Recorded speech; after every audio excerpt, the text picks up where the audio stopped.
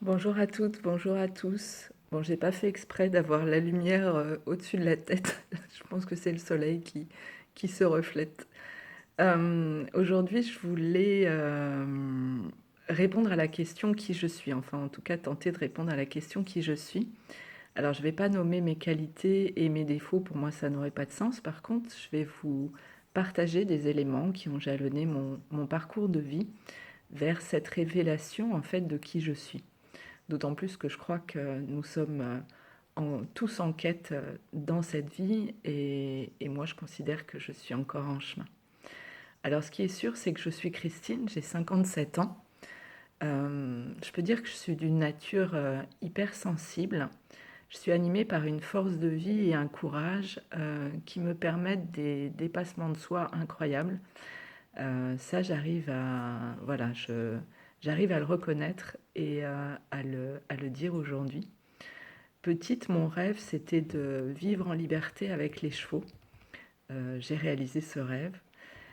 Mon rêve d'adulte, c'est d'écrire un livre pour partager mon expérience de vie et surtout honorer tous les animaux qui m'ont accompagné sur ce chemin.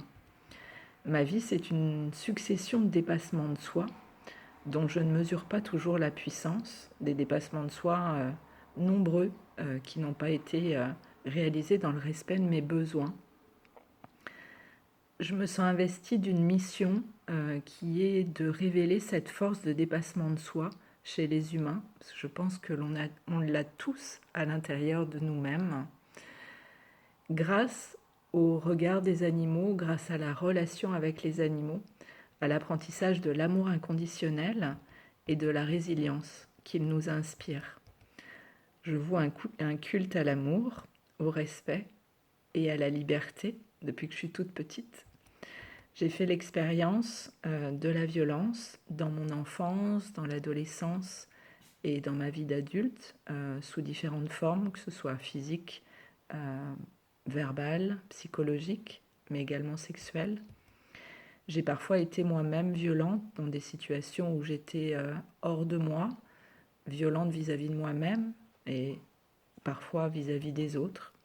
J'ai longtemps vécu dans ce qu'on appelle le triangle de Karpman et la dissociation a été très longtemps une stratégie inconsciente, la stratégie inconsciente que j'ai choisie pour survivre dans ce monde que je percevais comme extrêmement violent et extrêmement dangereux.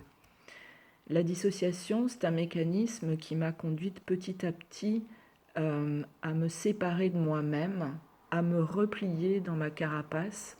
C'est devenu un mode de vie. J'ai développé un tempérament extrêmement timide, coupé des autres, coupé de moi-même. C'est le seul moyen que j'avais trouvé en fait pour rester en sécurité. Ça m'a conduite à m'enfermer dans mon propre corps jusqu'à ne plus ressentir dans mon quotidien des émotions de joie, des émotions de plaisir, ne plus ressentir l'amour des autres. Et puis, j'ai tout fait pour devenir invisible aux yeux des autres, en cherchant à me fondre dans la masse, en changeant de couleur par rapport aux situations, comme le font les caméléons, et surtout à ne pas faire de bruit. Très longtemps, j'ai surinvesti le travail en délaissant tous les autres domaines de ma vie. Ça m'a conduite à de l'épuisement professionnel. Je me suis peu à peu éloignée de moi-même, vivant comme à côté de moi-même, jusqu'à ne plus trouver de satisfaction dans ce que je faisais, dans ce que je vivais. Et puis un jour, avec Guetotov, qui est mon partenaire de vie cheval depuis 24 ans, on a eu un accident, c'était en 2011, qui aurait pu nous coûter la vie à tous les deux. Et cet accident, en fait, il a provoqué comme un électrochoc dans mon corps et dans mon esprit. Tout de suite après, un état d'hypervigilance pendant l'accident, en fait, c'est comme si brutalement j'étais revenue en moi.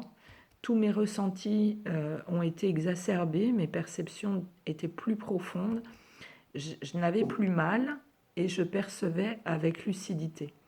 Comme si en fait une lumière s'était allumée pour me montrer là où j'en étais, comment j'en étais arrivée là, et surtout qu'un autre chemin était possible.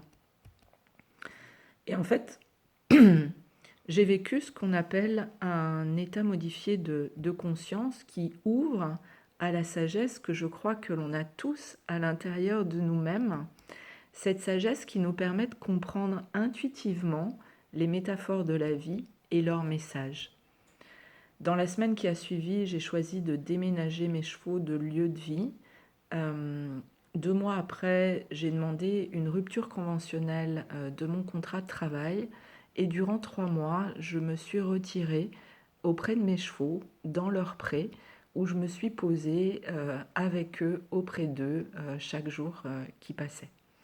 Et sans le savoir, en fait, j'ai ouvert la porte d'un processus de guérison profond de cette blessure de l'attachement que je portais depuis l'enfance. Je suis revenue à mes besoins essentiels, à la présence, à la relation authentique avec mes chevaux. J'ai pris soin de moi, j'ai pris soin d'eux.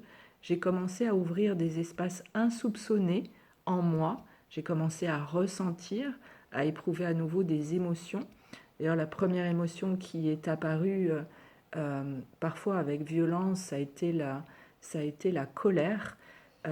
Et puis après, c'est la tristesse qui s'est manifestée. Et puis, au fil des années, de l'apaisement qui s'est ancré en moi au fur et à mesure que j'ancrais une sécurité à l'intérieur de moi-même et que j'arrêtais de chercher la sécurité à l'extérieur de moi. J'ai commencé à entendre les messages de la vie, les messages de mon âme, écouter les messages de mon cœur, à voir se dessiner une nouvelle direction à prendre pour mon futur professionnel. Et c'est ainsi que j'ai abandonné mon ancien métier de juriste que j'avais exercé pendant 20 ans pour me reconvertir à la médiation par l'animal.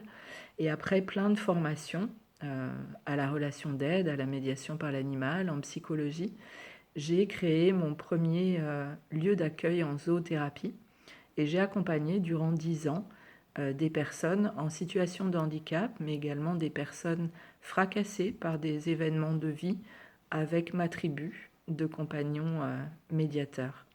Des chiens, des chats, des cochons d'Inde et des chevaux. Et durant 10 ans, en fait, je me suis isolée du tumulte de ma vie d'avant. Je me suis profondément recentrée en moi, sur moi-même, en moi-même, sur mes besoins, ceux de mes animaux, sur la relation. Et grâce à mes animaux, et je peux dire grâce à toutes ces personnes que j'ai eu la chance d'accompagner, j'ai appris ce qu'est la vraie relation. Celle qui n'attend rien de l'autre, celle qui s'exprime dans la présence authentique, le respect mutuel, l'amour inconditionnel et surtout la simplicité de la vie. Et en juillet 2025, j'ai reçu une proposition de devenir la gardienne d'un nouveau lieu. Et comme cette proposition était profondément alignée à mes valeurs, à ce que je veux offrir à mes animaux, à ce que je veux m'offrir à moi et à ce que je veux offrir aux autres, j'ai accepté cette proposition. Et c'est comme ça que le 17 octobre 2025, j'ai déménagé à 650 km, laissant mon entreprise, une partie de ma famille et une partie de mes amis pour aller commencer dans ce nouveau lieu une nouvelle aventure et ouvrir une nouvelle page de vie. Et dans cet immense lieu qui est grand ouvert sur la nature, je vois au jour d'aujourd'hui l'invitation de la vie de voir la grandeur de qui nous sommes en revenant à la maison, en revenant dans ce centre de sécurité que l'on peut construire à l'intérieur de nous-mêmes lorsque l'on n'a pas eu la chance de le construire dans l'enfance. Ici, je sens émerger un programme d'accompagnement expérientiel, que je souhaiterais expérientiel, avec les animaux, immergés dans ce lieu, avec le titre « Reviens à la maison, tu le mérites ». Et je souhaite transmettre dans ce programme ce processus de guérison des blessures de l'attachement que j'ai moi-même expérimenté ces 14 dernières années. Alors je vous en dirai plus prochainement, parce que là la vidéo fait déjà 10 minutes. Et je nous souhaite de rester en lien. Et je vous souhaite une très belle journée. À très bientôt. Au revoir.